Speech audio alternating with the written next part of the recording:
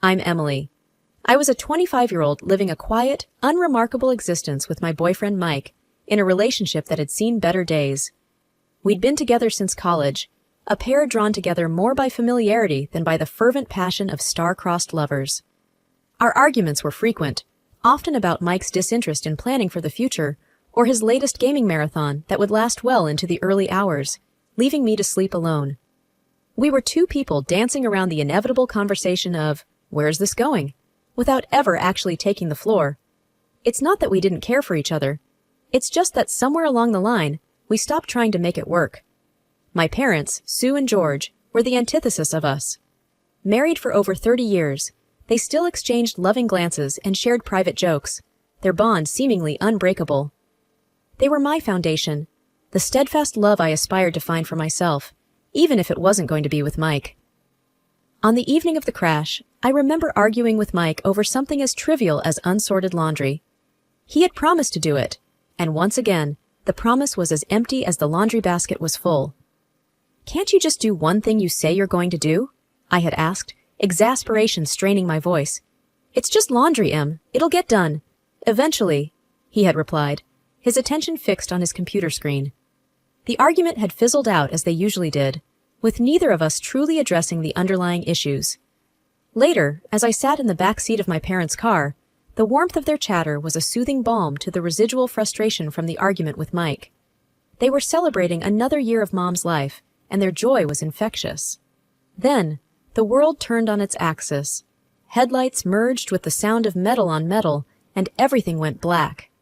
When I awoke, it was to the antiseptic smell of a hospital, the relentless beeping of the heart monitor, and a heavy blanket of dread. The doctor's words were clinical and detached, but the message was clear. My parents didn't make it, and my legs, my perfectly normal, taken-for-granted legs, might never carry me again. The truth settled like a stone in my stomach. I was suddenly, terrifyingly alone. Mike, the man I had just argued with about laundry, was now my only connection to a life before the crash. The life where my biggest worry was whether he'd sort the whites from the colors. As the reality of my parents' absence and my potential paralysis began to truly register, a hollow despair took root in me. The future, once a landscape of possibilities, now seemed like a barren field. The hospital room was a bubble where time moved both too quickly and not at all. After what seemed like an eternity of white walls and echoing silence, Mike walked in, his parents, Janet and Bob, a step behind him. The atmosphere was thick with a somberness that made my heart sink even lower, if that was possible. Mike pulled a chair up next to my bed and took my hand, his usual bravado absent. His parents stood by the door, a united front of awkward concern. "Hey, Em," Mike began, his voice a rough whisper. "I've been doing some thinking, a lot of thinking, actually." "Thinking?" I echoed, my voice dull. "About what?" "About us," he said, and his eyes met mine, filled with an emotion I couldn't quite place. All of this, it's made me see how short life can be." I wanted to say something, to ask what he meant, but the words seemed to stick in my throat. "I don't want to wait for the perfect moment anymore because it might never come," he continued, squeezing my hand. "What I'm trying to say is, will you marry me, Emily?"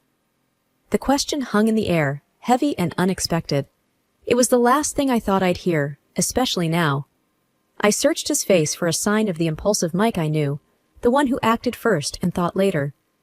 But all I saw was earnestness. His mother, Janet, stepped forward, her hands clasped in front of her. "We want you to be a part of our family, Emily. We'll take care of you." "And it's not out of pity," Bob added quickly. "It's because we love you, and we want to support Mike in taking this step." I was stunned, my mind racing. This was a lifeline, unexpected, and maybe even a little reckless, but a lifeline nonetheless. I looked at Mike, really looked at him, and saw not just my sometimes immature boyfriend, but a man offering his support in the most uncertain time of my life. "Mike, My voice trailed off as I tried to gather my thoughts. "It's okay, Em. You don't have to decide right now. I just wanted you to know how I feel," he said, his thumb rubbing circles on the back of my hand. I thought about my parents, about the unwavering love and support they had always shown me. Wasn't this what they would have wanted? For me to be loved and cared for no matter what? Mike, I don't know what the future holds for me, for us. But yes, I found myself saying, the words stronger than I felt. Yes, I'll marry you. A smile, the first genuine one I'd seen in days, spread across Mike's face. Janet let out a soft sob, covering her mouth with her hand, and even Bob's eyes glistened with unshed tears. Moving into my parents' house with Mike should have been a fresh start, a new chapter. The house was too big for just one person, and everywhere I looked, I saw memories of my parents. I thought having Mike with me would fill some of those empty spaces, but I was quickly learning that his presence was a reminder of what was missing, not a replacement. The first few days, he was attentive, always checking on me, making sure I had everything I needed within reach. But as days turned into weeks, the attentive husband act began to wear thin. Mike started spending more time on his computer, his headphones on, shutting me out. One evening, as I maneuvered my wheelchair into the kitchen, I found him staring blankly at his screen. "Mike, have you thought about looking for a new job?" I asked, trying to keep my tone light. "The insurance won't cover everything, and the bills are starting to pile up." He didn't look away from the screen. "I told you, Em, I'm taking care of you now. That's my job." "But I can take care of myself during the day," I pushed back, feeling a twinge of frustration. "You don't need to be here all the time." Finally, he turned to face me, his expression a mix of irritation and something else I couldn't quite read. "What do you want from me, Em? I'm here, aren't I?" I was taken aback by his tone. "Being physically here isn't the same as being present, Mike. I need a partner, not just a roommate." He stood up abruptly, his chair scraping against the tile. "You know what, Em? Maybe I need more than this, too. Maybe I wasn't cut out to be a nursemaid." His words stung, and I watched him storm out, the door slamming behind him. I was left alone in the silence of the kitchen, the weight of his words settling around me like dust. I wasn't just alone. I was lonely. That night, as I lay in bed staring at the ceiling, I couldn't help but think about how quickly our modest honeymoon period had ended. The vows we had taken felt like they were from another lifetime. The Mike who had lovingly promised to be by my side, in sickness and in health, seemed like a stranger now. As the weeks dragged on, his absences grew longer, and the excuses more flimsy. He was either out with friends or lost in a digital world that didn't seem to have room for me.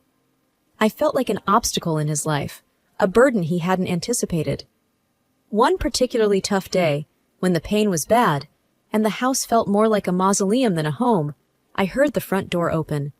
Expecting Mike, I called out, "Is that you?" "Yeah, it's me," he replied, his voice distant. "I'm just grabbing a few things, then I'm heading out again." I wheeled myself to the hallway, watching as he rifled through a drawer for his keys. "Going out with friends?" I asked, trying to mask the hurt in my voice. He paused, keys in hand, and sighed. I need some space, okay? It's not easy for me either, all this." I nodded, biting back tears. "I know. I just thought we could maybe spend some time together, like we used to." He shrugged, avoiding my eyes. "Maybe when things settle down a bit. I gotta go." The house felt emptier with each passing day, a vast space filled with silence and the ghost of better times. It wasn't just Mike's absence, or the silence left in the wake of my parents' voices. It was the small things that started to go missing.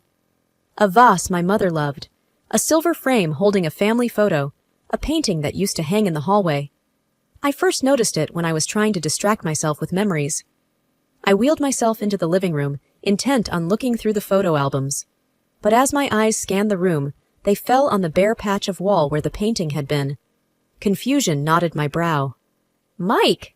I called out, unsure when he had last gone out. There was no answer, and the emptiness of the house seemed to echo back at me. That evening, when Mike returned, I asked him, "Have you seen the landscape painting that used to be in the hallway?" He barely glanced up from his phone. "Oh, that old thing? Yeah, it was getting dusty, and I figured we could use the space for something else."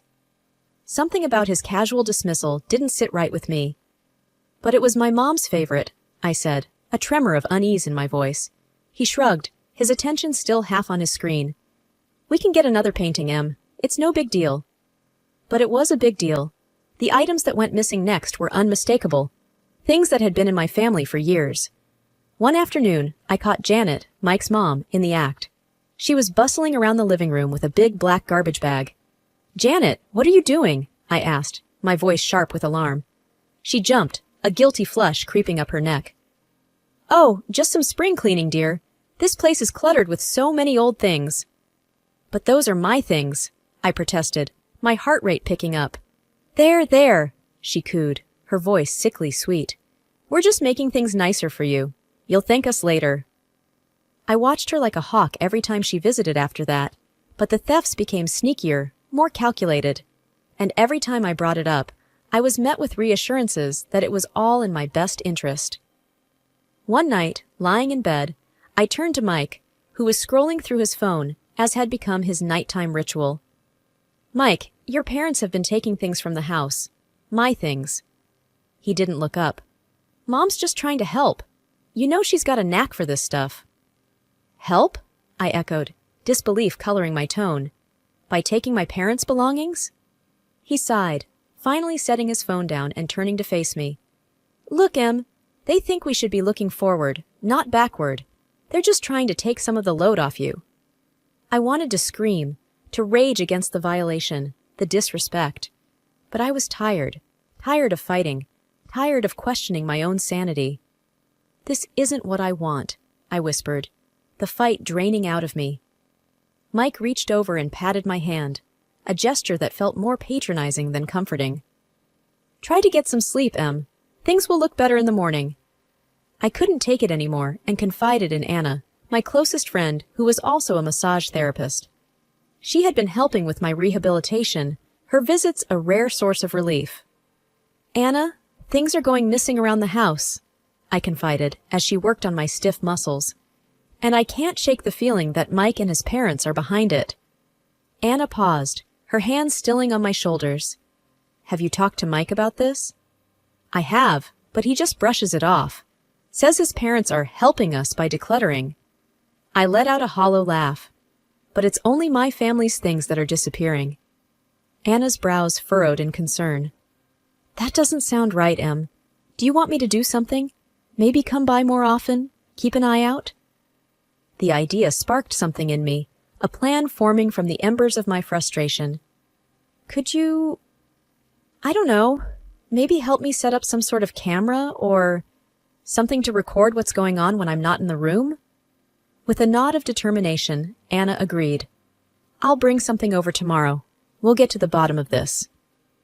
True to her word, Anna came back the next day with some discreet recording devices, which she placed in strategic locations around the house. It felt like something out of a spy movie, and if I wasn't so desperate for the truth, I might have laughed at the absurdity of it all. A few days later, Anna returned with the recordings, and we sat down to listen. The voices of Mike and his parents filled the room, and the blood in my veins turned to ice as their scheme unfolded through their casual conversation. "And once we get her committed, the house and everything in it will be ours," Mike's voice said, clear and cold. "Yeah, the place will sell for a fortune, and all those antiques? Pure profit," his mother added, her tone greedy. "We just need to make sure Emily doesn't catch on before we have everything in place," his father chimed in. Tears streamed down my face as I listened to their betrayal.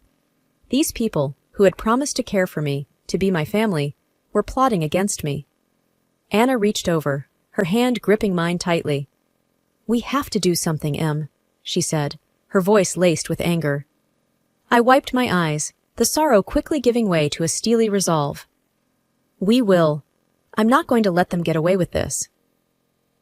The morning after listening to the recordings, I tried to act normal, but every word they said, every smile they gave, felt like a lie. It was during breakfast when I noticed something was off. The usual noise of the city that drifted in through the open window was absent. I wheeled myself over to see what was happening, only to find that the ramps that allowed me access to the garden were gone. "Mike!" I called out, my voice laced with panic. Where are the ramps? He came into the room, feigning ignorance. The ramps? Oh, they were looking a bit worn.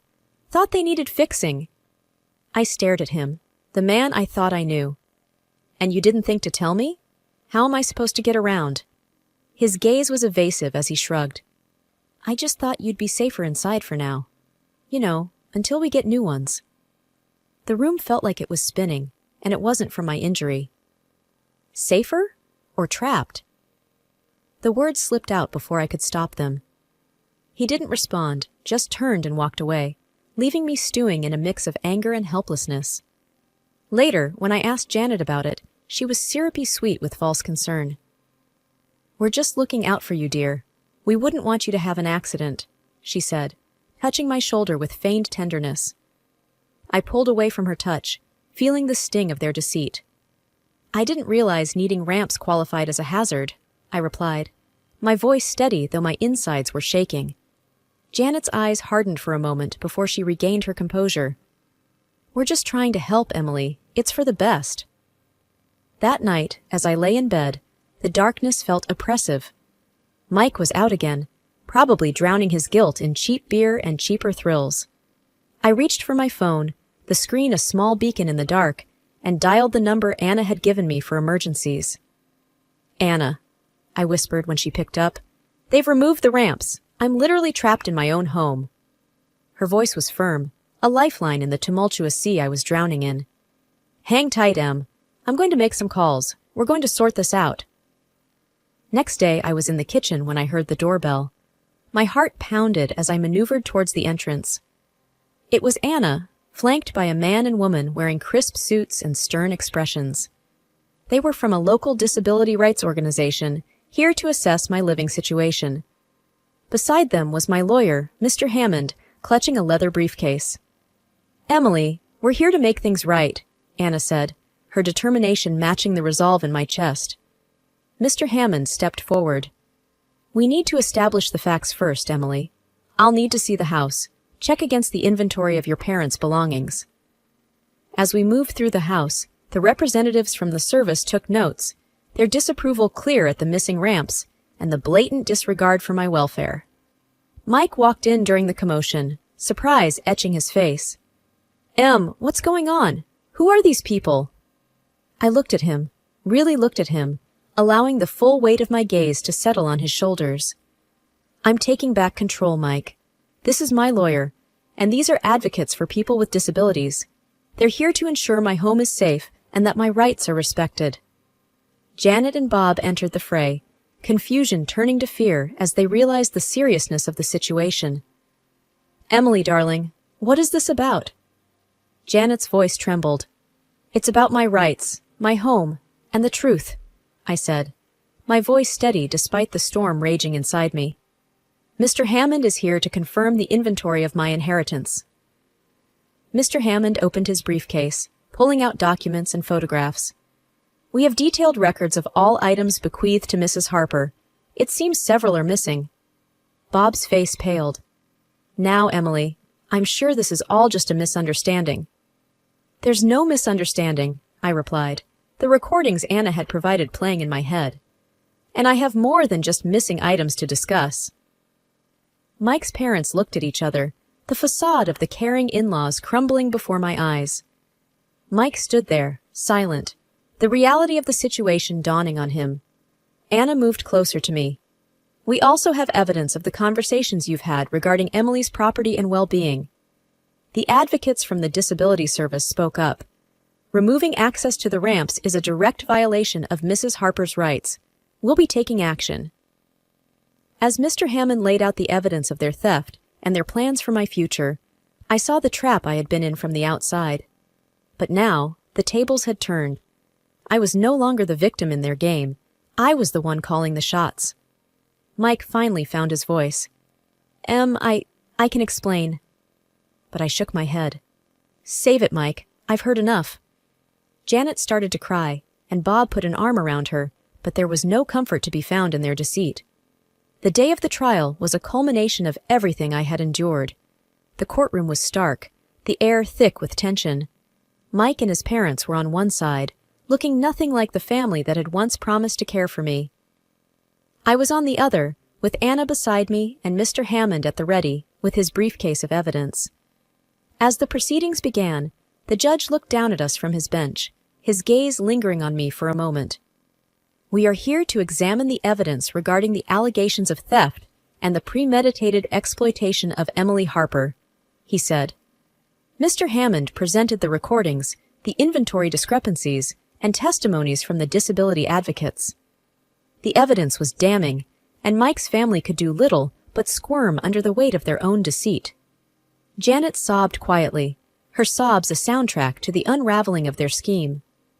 "We never meant for things to go this far," she whispered, when it was her turn to speak. The judge's voice was firm as he addressed them. "You took advantage of a vulnerable person.